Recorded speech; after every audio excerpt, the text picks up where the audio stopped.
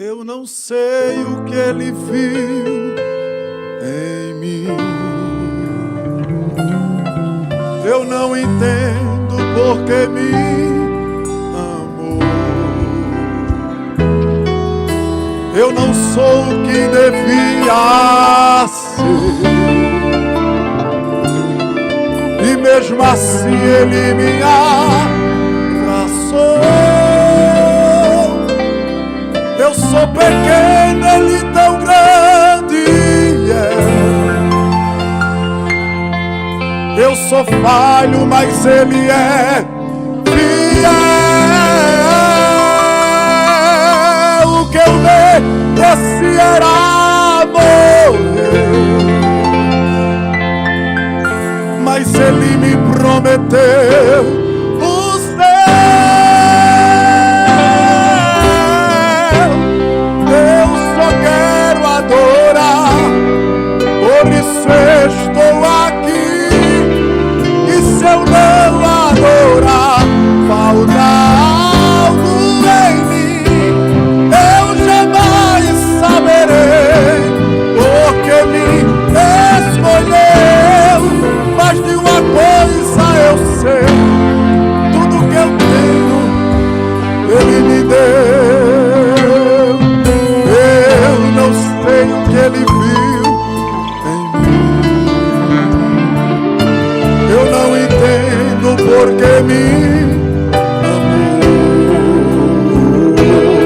Eu não sou o que devia ser, e mesmo assim ele me abraçou. Eu sou pequeno, ele tão grande é. Eu sou falho, mas ele é fiel. O que eu mereci era morrer, mas ele me prometeu o céu. Eu só quero adorar,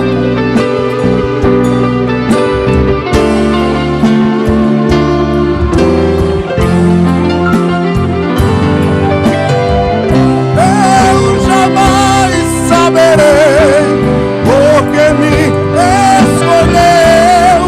Mas de uma coisa eu sei,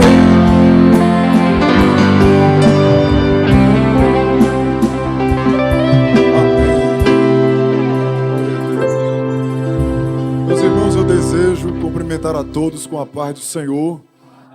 Quero externar a minha alegria, a minha gratidão a Deus por estarmos aqui nessa noite, participando dessa festividade tão especial, tão abençoada. Agradecer ao nosso pastor presidente, ao meu pastor Severino Júnior, por ter nos liberado para chegarmos aqui e adorarmos ao santo nome do Senhor. Eu quero agradecer ao pastor da igreja, pastor Severino Ferreira. Deus continue abençoando, feliz em conhecê-lo, e conhecer o povo de Deus, ao coordenador das campanhas, o nosso presbítero, que nos deu todo o apoio, presbítero Edivaldo.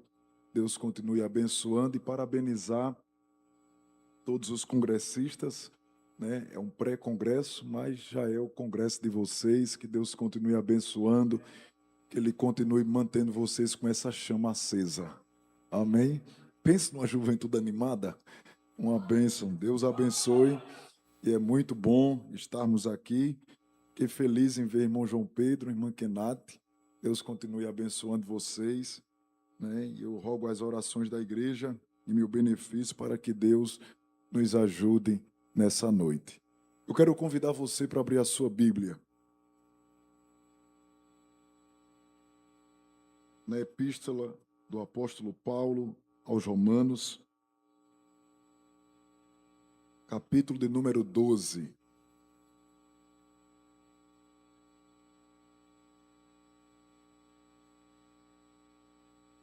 Romanos capítulo 12, só para recapitular, e depois você vai lá para o primeiro livro de Samuel, no capítulo de número 2, que diz a palavra de Deus: Rogo-vos, pois, irmãos, pela compaixão de Deus, que apresentei o vosso corpo em sacrifício vivo, santo e agradável a Deus, que é o vosso culto racional. E não vos conformeis com este mundo, mas transformai-vos pela renovação do vosso entendimento, para que experimentei qual seja a boa, agradável e perfeita vontade de Deus. Aí você vai lá para o primeiro livro de Samuel, no capítulo de número 2.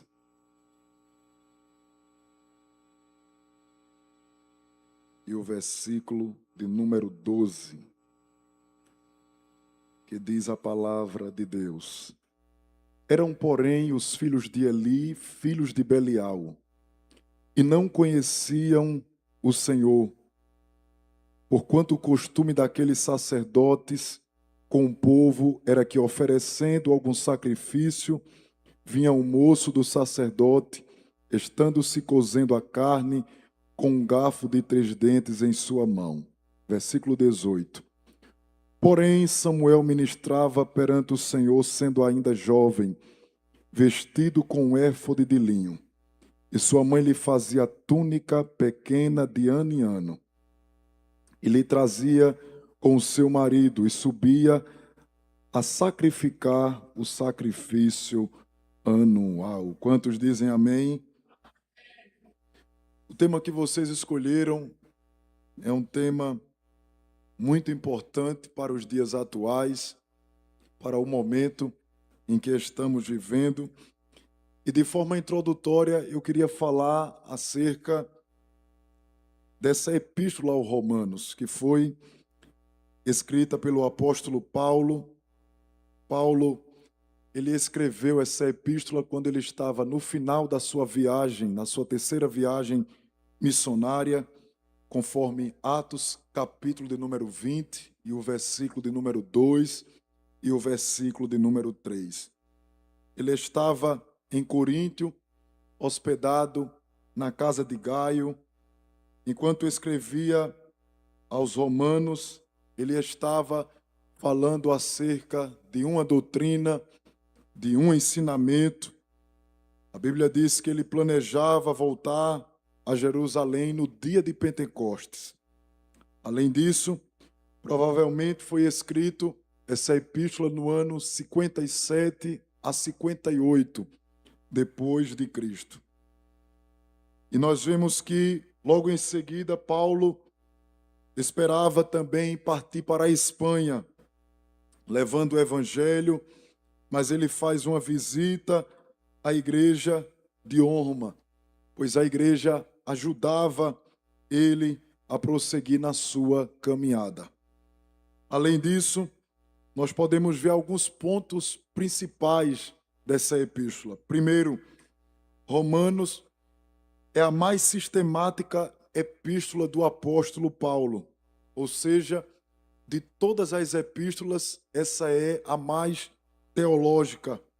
Além disso, ela trabalha em um ritmo de perguntas e respostas. Paulo usa o Antigo Testamento como autoridade dentro do Novo Testamento. Você vai perceber que durante todo esse livro ele faz algumas indicações do Antigo Testamento. E fazendo essa citação, ele defende a sua tese e ele comprova isso na palavra de Deus. Paulo, ele apresenta a justiça de Deus como a revelação fundamental do Evangelho. Paulo foca também na natureza do pecado. Além de explicar, ele mostra que o pecado ele vem para deturpar ou para destruir aquilo que o Senhor formou e montou.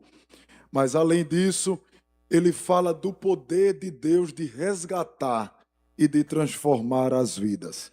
É tanto que no capítulo 12, onde vocês escolheram o tema dessa noite, ele fala sobre a entrega, a consagração. Era como se o apóstolo Paulo estivesse dizendo que não tem como um sacrifício ser aceito se ele não for por completo. Deus estava exigindo, e o apóstolo Paulo escrevendo, que eles deveriam dar o seu corpo como sacrifício vivo, santo e agradável a Deus. Você vai perceber que ele faz algumas remissões do Antigo Testamento. Por exemplo, ele vai dizer que nós devemos apresentar o nosso corpo em sacrifício vivo. Isso aqui remete ao período levítico, quando Deus exigia que para a remissão ou para o perdão do pecado fosse oferecido animais.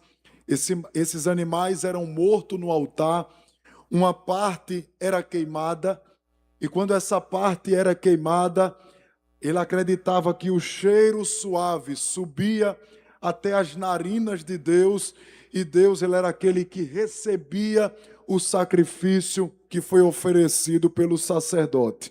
Só que agora no Novo Testamento, quando nós lemos o escrito de Paulo, Paulo diz, não precisa mais de animal, porque agora o sacrifício não é mais com o animal, agora é o nosso corpo. Então, quando nós analisamos o que Paulo está querendo mostrar, é o seguinte: o animal você mata para sacrificar, mas no Novo Testamento você não mata mais nada, você entrega o seu corpo vivo a Deus. Então, nós observamos na palavra de Deus que ele faz essa remissão do Antigo Testamento com o Novo Testamento. E eu pensando no tema de vocês, eu disse, que tema tão interessante, vivendo para aquele que é digno. E eu pensei em compartilhar com vocês algum exemplo bíblico que nós poderíamos extrair. E o personagem que veio na minha mente para esta noite foi Samuel. E eu queria fazer um paralelo entre a personalidade de Samuel e a personalidade de Ofni e Fineia. Qual é a diferença? Eu queria falar sobre esses dois tipos de altares, esses dois tipos de culto, e o que é que eles têm a nos ensinar. A primeira coisa que eu queria falar é que Samuel, ele é fruto de um milagre. A Bíblia diz que Ana não podia gerar, mas Deus operou o milagre dentro de Ana. A Bíblia diz que um certo dia Ana está dentro do templo orando, buscando a presença do Senhor e começa a chorar. Eli, o sacerdote que estava em perfeita ação, olha para ela e diz assim, já estás embriagada a uma hora essa do dia? Ana responde, não, eu estou aqui pedindo a Deus que Ele me dê um filho, que Ele me presenteie. Imediatamente ele olha para ela e diz assim, que o Deus de Israel te conceda a tua petição. A Bíblia diz que no tempo determinado, Deus abre a madre de Ana. Interessante que Samuel está vindo em um tempo de uma crise social, de uma crise moral e de uma crise espiritual. A Bíblia diz, no capítulo de número 3, que não havia visão manifesta, ou seja, não estava havendo mais manifestação da parte de Deus. Você vai perceber que a nação de Israel era uma nação que oscilava muito espiritualmente.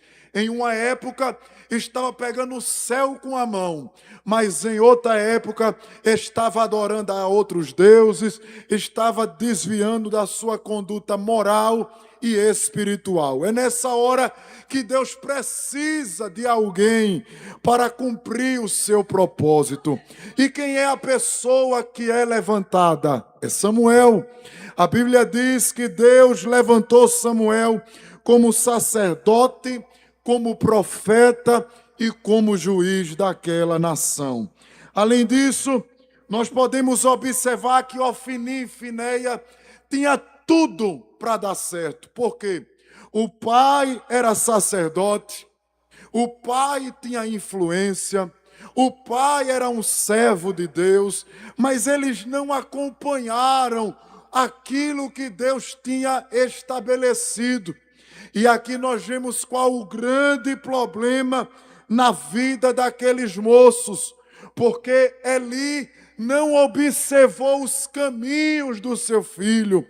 Era como se Eli tivesse com a sua visão espiritual fechada. E Deus dizendo: Eli, abre o olho, os teus filhos estão se desviando, a tua casa está saindo da conduta. Aquela cegueira de Eli não era só uma questão de cegueira física, mas uma questão de cegueira espiritual. O que Deus estava querendo dizer para Eli era: coloca em alinhação a tua casa, coloca em propósito a tua família, porque Eli, se a tua casa não entrar em ordem, eu sou o Deus que faço uma mulher gerar, levanto alguém para colocar a casa em ordem, mas eu sou o Deus que não aceito que as coisas estejam fora do seu devido lugar. Primeira coisa que nós podemos observar em Ofni e Fineia é que eles eram altamente profanos. Eles eram incrédulos. Eles eram rebeldes. O texto diz que eles eram filho de Belial. Era filho do sacerdote. Era filho de alguém influente. Além disso, ele era um jovem que convivia dentro do sagrado, mas distante de Deus. Eu quero construir algo na sua mente nessa noite e lhe dizer que é possível alguém estar dentro do sagrado e estar distante. Olhe para quem está do seu lado e diga assim: tome muito cuidado. É possível estar aqui dentro e estar distante de Deus.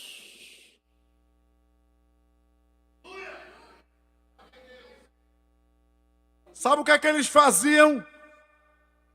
Eles desprezavam o culto. Eles não amavam a Deus de todo o coração. Quando você lê Provérbios, a Bíblia diz: sobre tudo que se deve guardar, guarda o quê? O teu coração, porque dele procedem o quê? As saídas da vida.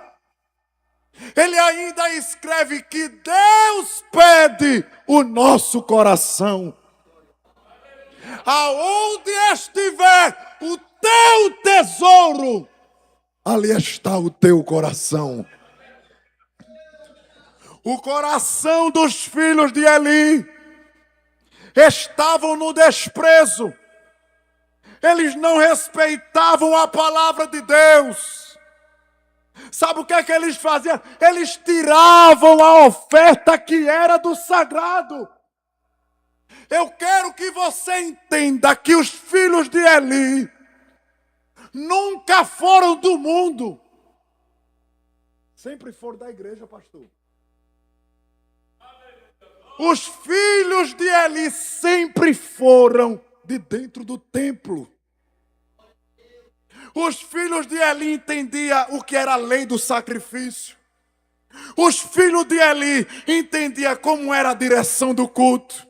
Os filhos de Eli sabiam do que Deus se agradava.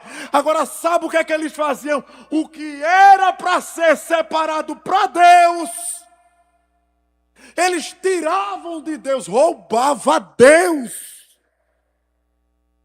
Existe isso. E Deus observando. Ofni e Finéia, eles agiam com violência. Sabe o que os filhos de Eli faziam? Se você não errar, e se você não pisar na palavra, a gente lhe bate. Aqui ninguém respeita a palavra. A Bíblia diz que eles se prostituíam na porta do templo. Na porta da igreja. Eles não tinham vergonha. Eles olhavam isso como algo normal. E Deus lá de cima olhando. Cadê o sacrifício vivo? Cadê o sacrifício santo? Cadê o sacrifício agradável a Deus? Cadê o jovem que não se conforma com esse mundo? Irmão Pedro, uma palavra dessa, pré-congresso. Isso aqui é uma direção de Deus. Pastor, essa noite a gente está preparando o altar para o congresso. Amém? Olhe para quem está assim, não se preocupe não. Estamos preparando o altar para o congresso. O congresso vai ser algo extraordinário. Mas antes do congresso tem o pré. O que é o pré? Preparação para o grande encontro. Diga para quem assim, te prepara. Hoje tudo que tiver fora do lugar, Deus vai colocar no seu devido lugar.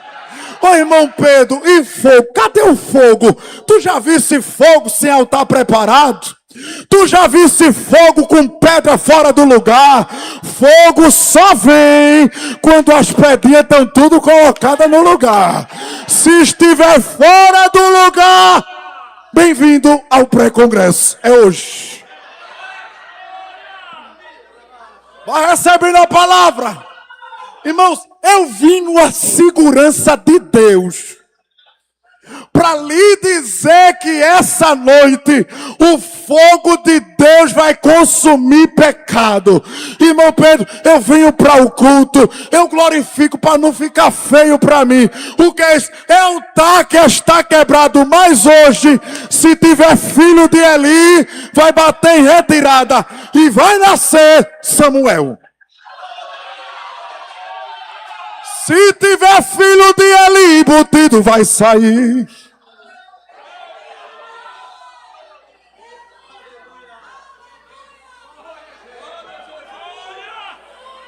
Sabe por quê? Diferente de Eli, Samuel ama a palavra. Diferente dos filhos de Eli, Samuel ama o que é sagrado.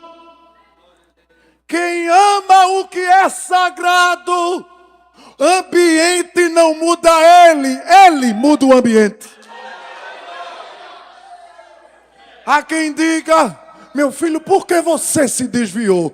Não foi por causa do ambiente. Interessante que Samuel vivia no sagrado, conheceu o sagrado. Os filhos de Eli tinham mais experiência, mas Samuel nunca deixou se corromper. Samuel diz assim, se vocês quiserem ver no desmantelo, é vocês. Agora aqui.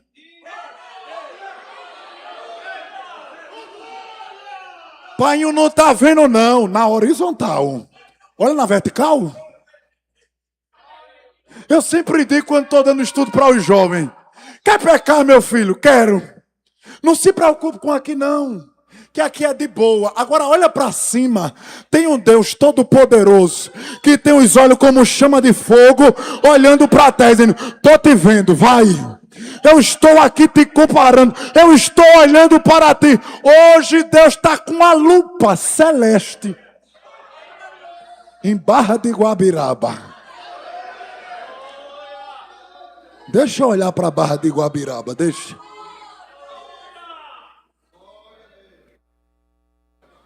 Olha, Ofni e Finéia vivia escandalosamente na imoralidade. Além disso, Ofni e Finéia fazia o povo tropeçar na palavra. Ofni e Finéia odiava conselho. Não amava o conselho. Não amava o conselho da Bíblia. Eu não entendo porque meu dirigente pega tanto no meu pé.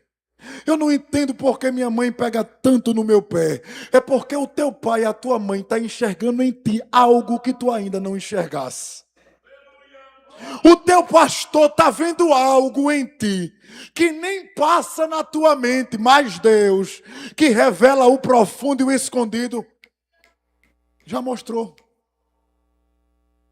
Eu me lembro que eu morava com a minha avó e ela dizia assim: se arrume que nós vamos para o culto de oração. E eu dizia: eu não vou não. E ela dizia assim: você vai. Eu dizia: vou não. Aí ela só fazia assim: pastor, ô Zé. Zé era meu avô. Ô Zé. Ela dizia: não, eu vou. Eu vou. Porque eu sabia. Né? É igual o hino de São Amarelo, depois do culto. Você vai ver. Aí eu ficava imaginando. Eu dizia: meu Deus do céu. Por que minha avó pega tanto no meu pé?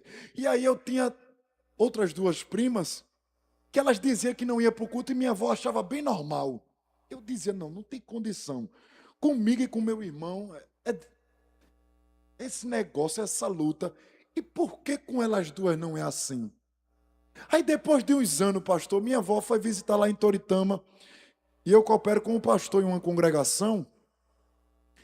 E eu dirigindo o trabalho, sentado no púlpito, ela lá, quando terminou o culto, ela disse assim: eita, Pedrinho, fosse meu dirigente hoje, tá vendo aí? Você está lembrado que eu pegava no teu pé? E tu dizia: para que isso? Não quero ir para o culto de oração. Eu estou. Sabe porque eu vi em tu que tu não via. E eu sabia aonde Deus ia te levar. Aí eu disse: como é bom ter uma avó que ora. Eu vim de Toritama para te dizer: Deus vai te levar em lugares que nem passa na tua mente. Eu nunca imaginei estar em Barra de Guabiraba.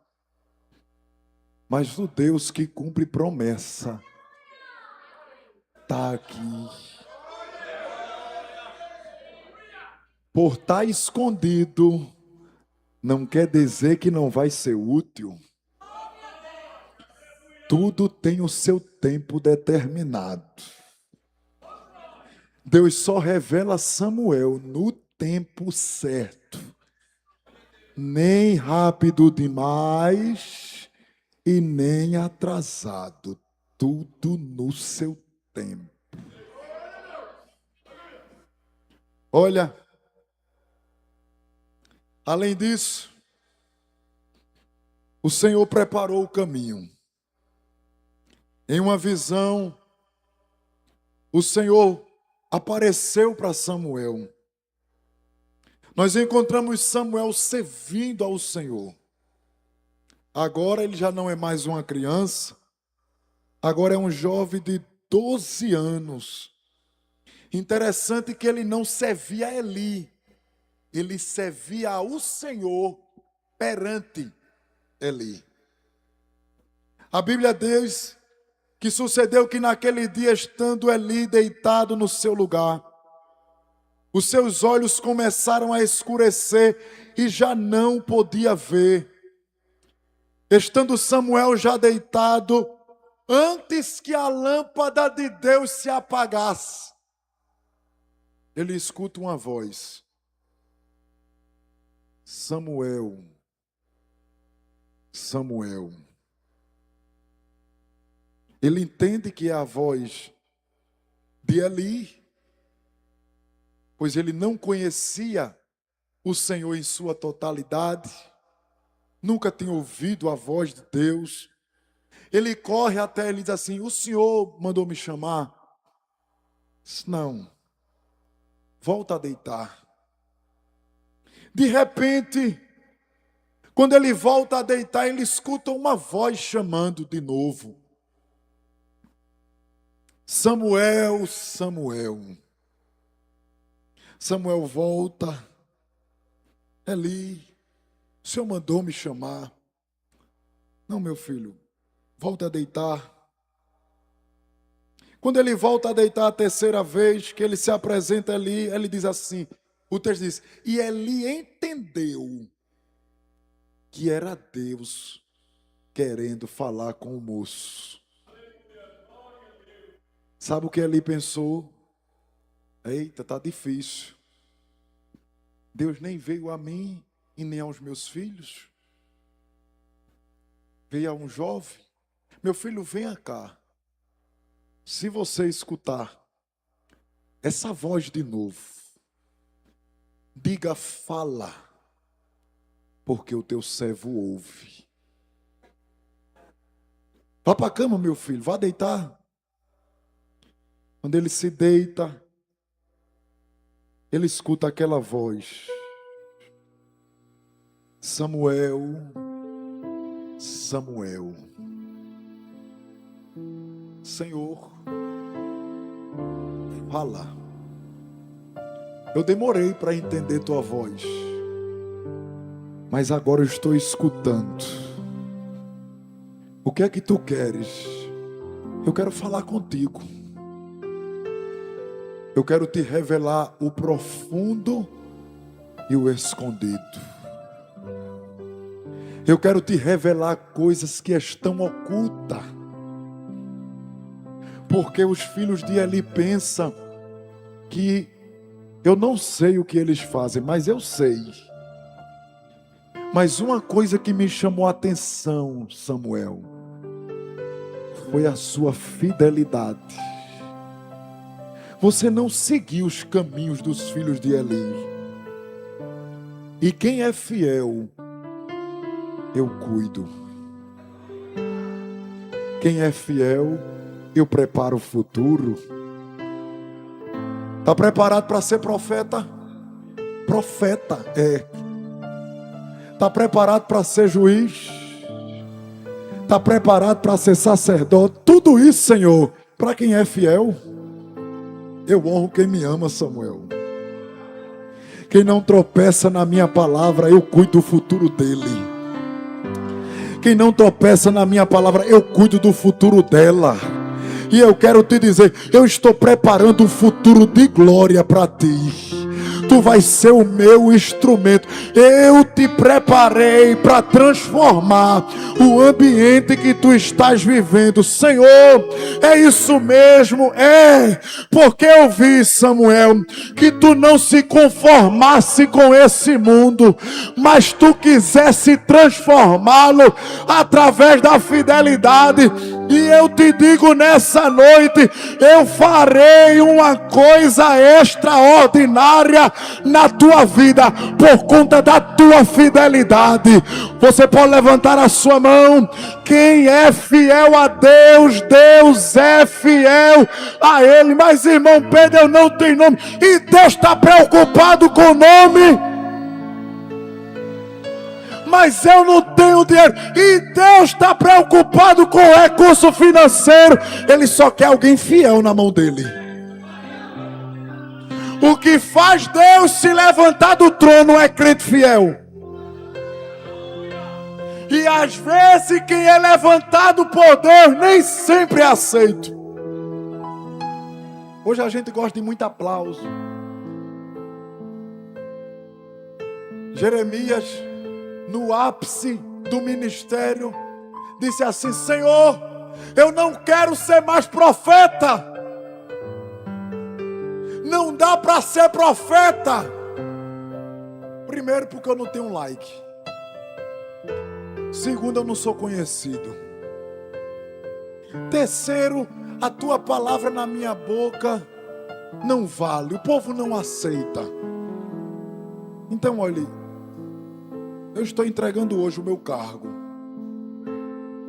Fique, tá aqui, dê a outro, levanta outra pessoa. Mas a Bíblia diz que de repente Jeremias sentiu um fogo, pastor. Eita, que esse fogo está queimando aqui. Se eu conversasse com Jeremias hoje, eu perguntava a ele: queimou aonde, meu filho? Foi no coração? Foi isso? Foi não. Foi aonde? Foi na língua? Também não. Queimou aonde? Dentro do tutano do osso. Porque toda vez que eu quero desistir, o fogo de lá entra dentro do meu corpo e diz: você vai. Você vai. Pega na mão desse crente que está assim: desiste não. Deus tem negócio contigo. Não te preocupe em ser aceito não. Só te preocupa em cumprir o teu propósito. Não te preocupa com aplauso não. Maior é quem te chamou. Quem te chamou te responsabiliza. E quem se responsabiliza envia. E quem envia cuida. E quem cuida te usa. Levanta a tua mão que eu tenho uma palavra profética para te dizer. Deus vai começar a usar algumas flechas que está aqui em Barra de Guabiraba.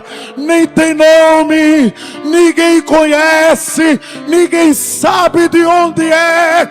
Mas assim diz o Todo-Poderoso: eu tenho negócio contigo na terra. Abre a tua boca, abre a tua boca, abre a tua boca, porque eu a encherei. Eu tenho algo novo contigo na terra. Eu sou o Deus de Abraão. Eu sou o Deus de Isaac. Eu sou o Deus de Jacó.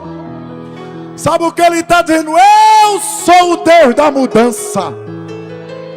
Eita, levanta a tua mão e adora a Deus por um minuto. Tem uma mudança de Deus vindo aí para a tua vida. Tu crê? Tu crê que não vai ficar da maneira que está? Tu crê que Deus vai começar a mudar algumas coisas do lugar para cumprir o propósito dele na tua vida? Há um sorriso para o teu rosto. É muito bom, né? Fingir que está alegre. Mas Deus sabe como tu chegasse aqui. Deus sabe como está o teu coração, moça. Deus sabe como está o teu coração, rapaz. Mas hoje Deus já está dizendo: fique debaixo das minhas asas. Eu estou lhe protegendo.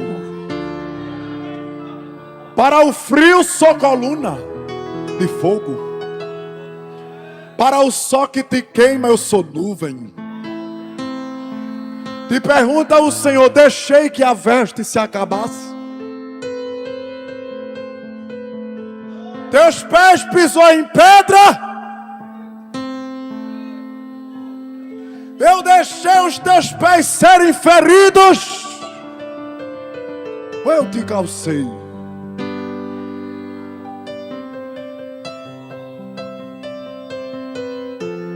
Tu tem visto a minha fidelidade ou não?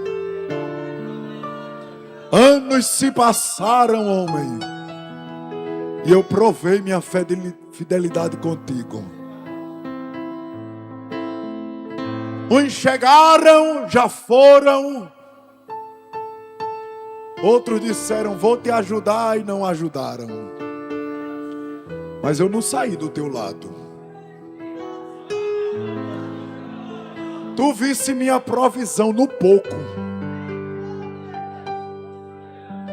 Ou não foi? Multipliquei ou não? E alguém diz: como? Como?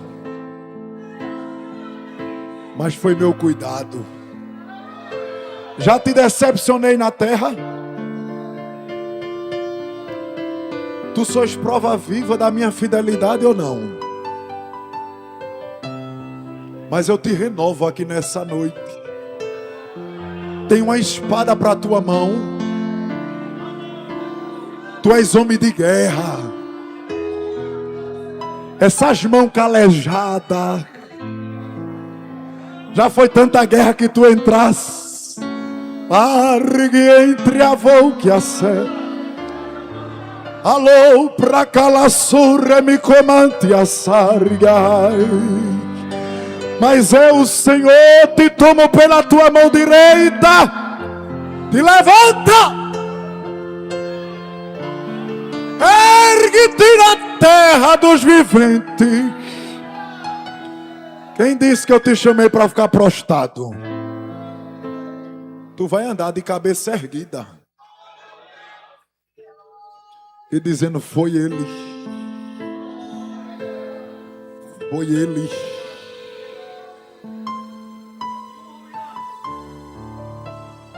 Não vai faltar o Espírito de Deus na tua vida. Admira tanto os outros, mas te prepara. Vai chegar um dia que alguém vai olhar para ti, vai se admirar. Vai dizer: olha o que Deus fez com fulano. Só exige de você uma coisa nessa noite: fidelidade, humildade. Seja humilde. Deixa o resto comigo. Eu vou mostrar que aonde tem Samuel, filho de Eli, não prevalece. Onde tem Samuel, culto pagão não continua.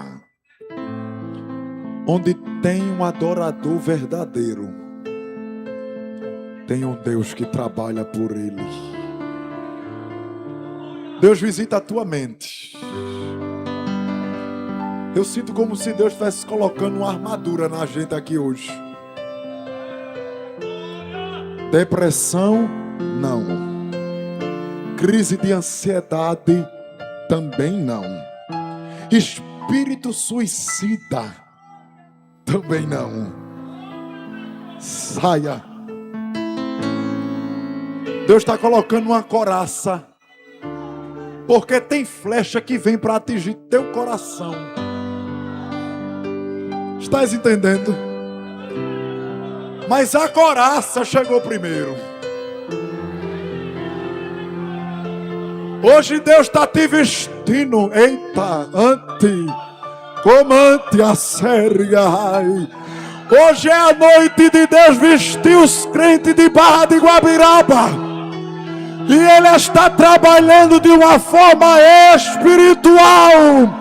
Porque um tempo novo para essa igreja se aproxima.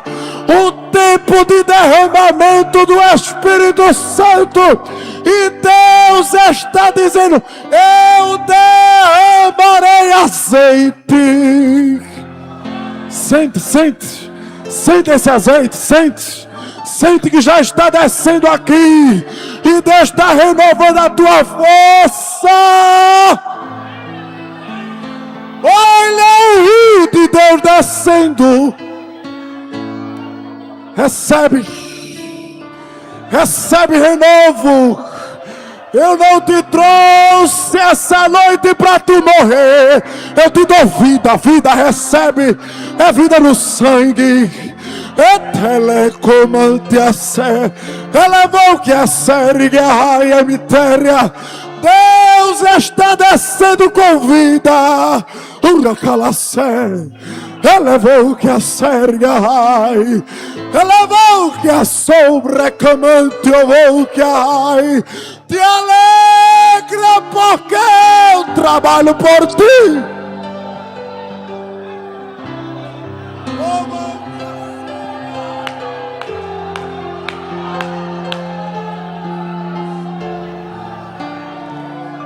Eu já desfiz o laço do passarinheiro.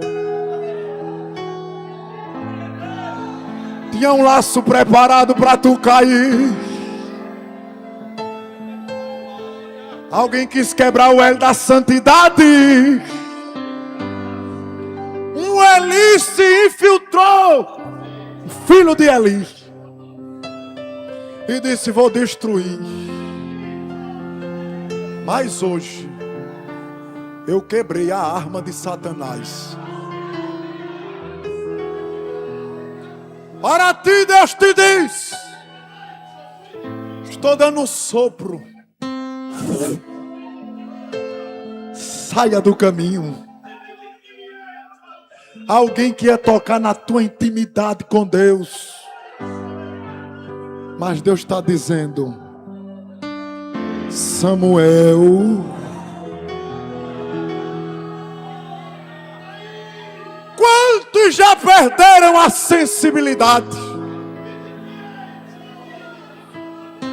Quantos não sabem discernir mais do que é profano para o que é santo?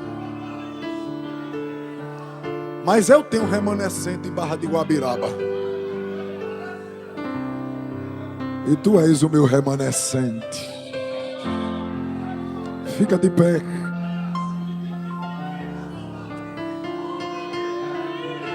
Tu, porém, vai até o fim. Tu vais chegar onde Deus determinou. Dá um abraço nesse crente que está do teu lado. Dá um abraço nesse crente assim: a flecha do maligno já caiu por terra na tua vida. Recebe, rapaz. Recebe, moça. Tu és Samuel. Eita, que eu estou sentindo uma coisa tão forte da parte de Deus. Eu estou sentindo uma coisa tão boa. Eu estou sentindo Deus dissipando as trevas. Omácia mitéria. Alô para calassúria. Elevou o que a séria. Sinta a presença de Deus, sinta. Sinta, sinta. Sinta. Já caiu por terra.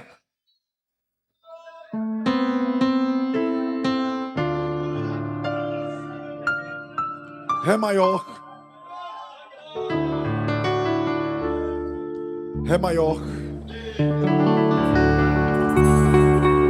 Foi por causa dele que eu ainda não parei nem desisti. Foi por causa dele que eu levantei. Como foi? E é por causa dele que eu ainda continuo a lutar. Por causa de Jesus.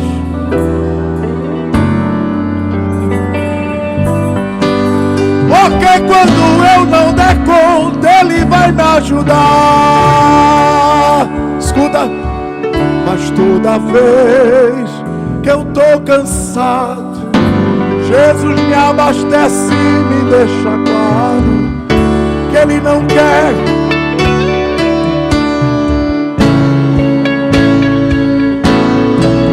Fazendo o quê?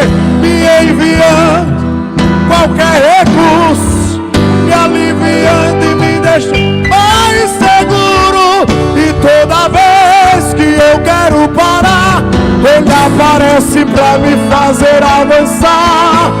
Por mim eu já teria desistido, mas por Ele eu chego lá. Foi por causa dele que eu ainda